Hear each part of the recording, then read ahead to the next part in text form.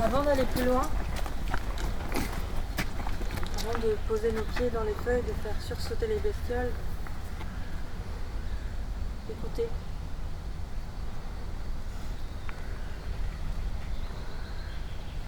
Écoutez les cris, les chants, la vie derrière et celle devant.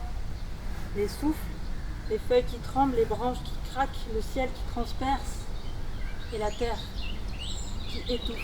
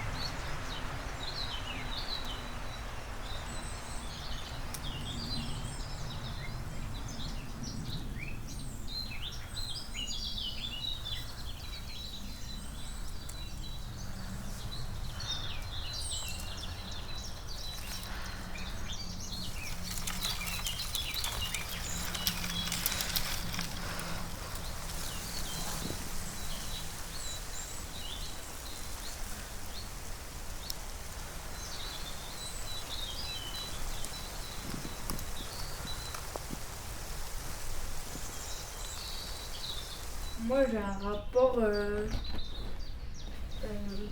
Il y a un mot qui me vient, je sais pas si c'est le bon, mais c'est presque amoureux finalement à cette forêt qui est à côté de chez nous. En fait, j'avais jamais eu l'occasion de vivre à côté d'autant d'arbres. Et plutôt, généralement, l'élément vers lequel je me retourne pour me ressourcer, c'est plutôt l'eau et la mer, l'océan généralement. Et en fait, là, je me suis dit, ben, la mer, c'est quand même pas tout proche. Et il va falloir trouver d'autres bulles d'oxygène pour ben, aussi pouvoir me ressourcer ailleurs que finalement dans cette maison, parce que j'ai aussi besoin de moments seuls.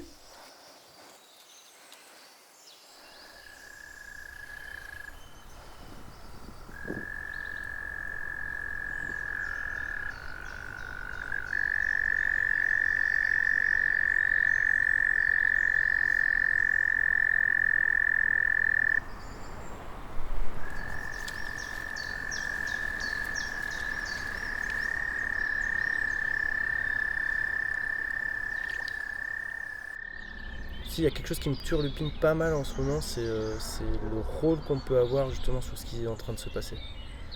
Alors je vais pas m'allonger sur le canapé parce que c'est pas mon genre, mais moi j'ai un peu plus de 40 piges, ça fait plus de 20 ans que je fais de l'animation nature et il a vraiment fallu qu'il y ait une aggravation assez brutale de la situation mondiale, scientifique, climatique pour vraiment se rendre compte que tout ce les belles paroles, les petits gestes quotidiens qu'on promeut dans plein d'endroits très différents, au final, il n'y a pas très longtemps, je me suis rendu compte d'une chose, notamment en intervenant auprès de collégiens, c'est que je me demandais si c'était pas juste pour se donner bonne conscience ou pour essayer de faire semblant qu'un autre monde était possible.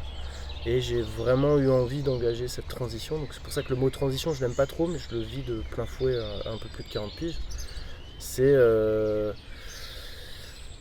faire un petit peu, c'est bien, mais comment on peut accompagner pour faire beaucoup à plusieurs.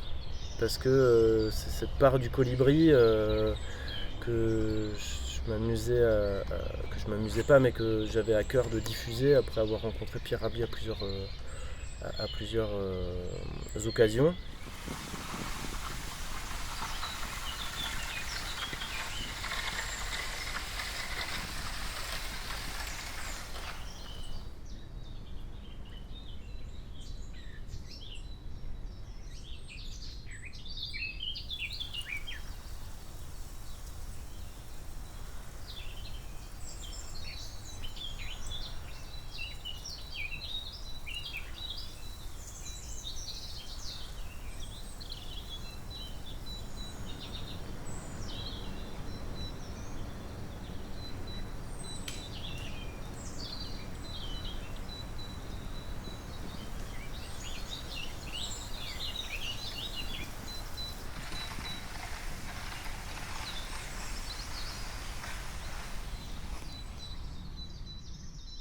Je pense que vraiment ce qui m'a aidé à me rémerveiller complètement, c'est justement de découvrir quelque chose que je connaissais pas du tout pour avoir grandi en ville, qui était toute l'infinie complexité, richesse, diversité, intelligence du vivant.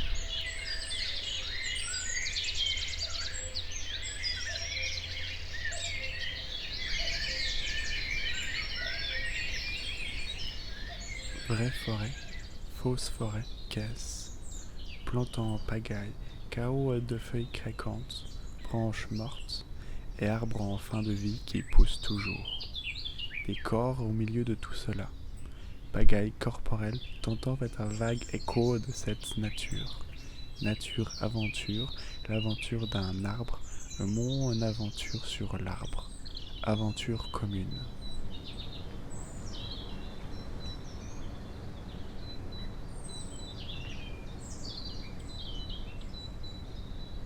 Suivre le sentier, déboucher sur une lisière entre forêt et champ d'arbres, ligne parfaite de squelettes sans feuilles, attendant la coupe. En face, l'autre forêt qui tente petit à petit de rejoindre, d'avaler, de libérer ce champ. Mousse, ronces et lierre sont une avant-garde telle une marée verte qui avance. Reprendre par ce mouvement lent mais confiant. Marée après marée, année après année, la forêt s'agrandira.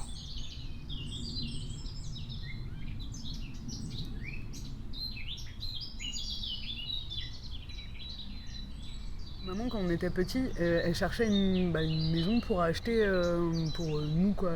C'est elle qui nous a élevés toutes seules. Elle nous a demandé de faire un dessin et de décrire en fait ce qu'on voulait.